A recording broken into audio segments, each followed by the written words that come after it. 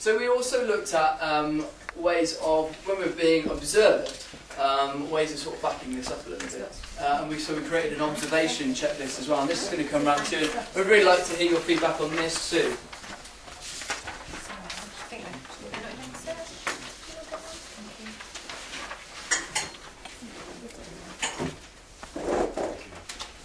So, by being observed, we already allow ourselves the opportunity to improve all the time. But by actually writing down about our assessment methods, this almost backs up the assessment checklist in some respects, so that we actually get some feedback either peer or tutor, or actually through the observation facility itself, to allow us to understand what stuff that is out there if we've not used it before. Yeah. So when we come to it, do the checklist or do our lesson plans, we've got something to fall back on what we did last time, what was really good, and you can see that it's fairly straightforward really. You've got the details in the box, and then we talk about what methods of assessment we've used, whether they're formative or summative, formal or informal, and did the assessment work, which is kind of the most crucial bit really, to be honest, because if you assess and you don't know whether it worked or not, you don't get any feedback from that, you kind of just assess the same way and never sort of change anything or try anything different. So that was quite important for us as well. And then on the back of there, you've got the equality and diversity side of it, which also sort of covers the 6 strands again. So again, we're backing up those 6 strands. Have we covered everything? And is there any areas that we could get some feedback from in order to make sure that we cover it next time? So that when we do come to do the assessment checklist, we're aware of it. Yeah, and we've actually sort of evidencing that based on the observation, we've made that checklist and we've recorded it basically. Any feedback on that one? Would you use that one? Is this a peer observation?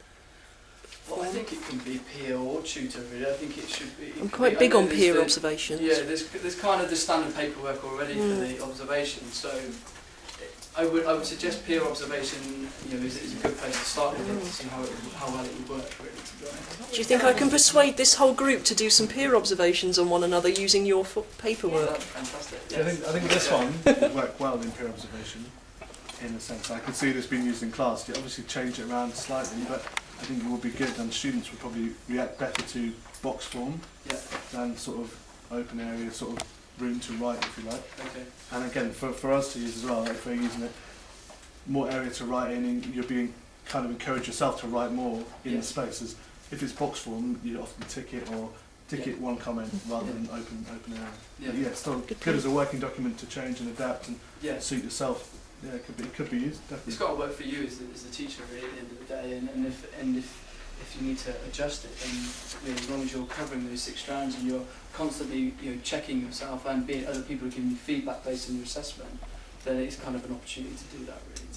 So yeah, definitely. Yeah. And the whole idea of this was like for us as new teachers learning, it could be you want someone just to come in and see if how you're assessing is right. So rather than having full observation, you've just got someone maybe coming in at some point just to see, is it working? So in different areas, if you've got people that are not achieving or failing, it might just be that there is something wrong with how you're actually assessing them. So it could just literally be just look at that bit rather than have someone look at the whole thing. Just look at perhaps a weakness or something where it might not be anything that you're doing, it might just be something to do with the learners, but just to help you do that. So I think that's what we thought it would be good to like observe each other informally and just learn about assessment and how other people do it and get feedback yourself on what you could do differently or improve. If you could tie that into initial assessments that we have and look at ways to get learners learning and methods of and really relate each one. You could have like a sort of a set sort of scenario for each one. It wouldn't always be tailored exactly, but yeah, it could be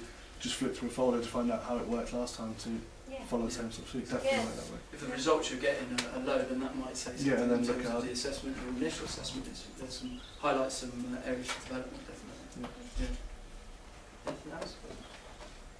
Some of the things that we said then, identify strengths and weaknesses. So it does highlight what you're really good at. Because if assessment's working, yeah, great, excellent. I'm going to use that again. It worked really well, but it might not always work for every single group that you have. Enables constant growth and development. Yeah, it allows you an opportunity to sort of develop yourself. And again, it's just the training needs side of things. So if you're not quite sure where you need to develop, it highlights that, it allows you to do that, it allows you to find out what sort of stuff you might need some training in. It leads on to sort of the coaching side of things. So if you aren't necessarily achieving something within the classroom, the students aren't achieving, that allows you an opportunity to get some coaching from someone to help you to develop, and it links within the training side of things. And it also gives structure and consistency to assessment. It gives you that sort of structure in terms of where to go from. You get it within the observation anyway, but it sort of says, it highlights assessment of where you need to develop in terms of that sort of stuff.